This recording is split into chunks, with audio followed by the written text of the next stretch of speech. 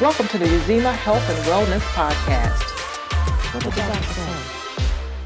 Let me ask you this. You wrote an interesting paper about the checking for sickle cell trait for athletes, NCAA requirements, and also the Department of Defense.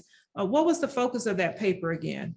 So, that was a really interesting evolution. And so in the military, as well as in college sports, those athletes and those servicemen and women, they work really, really hard. Mm-hmm. What was seen in before this was mandated was that there were a group of people who were suddenly dying of heat exhaustion or heat related complications, or for reasons that were unknown.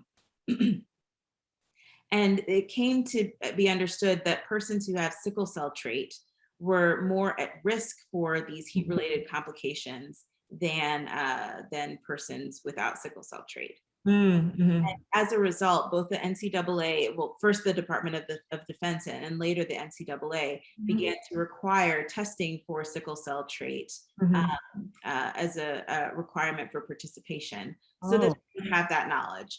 Now, certainly at the same time, they also modified their regulations so that everyone could be protected from heat exhaustion and from complications of dehydration.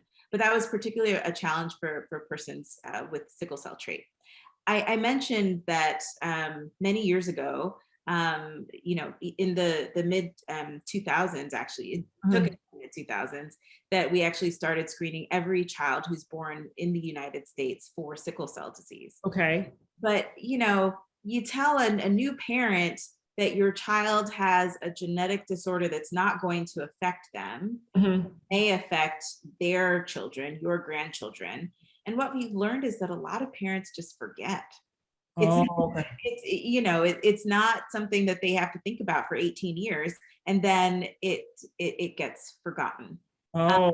So I think that the reason that now when they do need that information in college, the NCAA and the Department of Defense repeat that testing. They want to repeat the test. Yeah. Okay, even today. So I do have a college kid, and they wanted the test repeated. And I'm like, it doesn't change, does it? I mean, like, but again, they're like, okay, just to make it fair for everybody, and for people, when we have kids that are coming from international countries where that's not mandatory. Absolutely, Okay. absolutely. So this is another passion of mine that particularly I've had the opportunity to work with the American Society of Hematology to support the development of newborn screening programs across sub-Saharan Africa.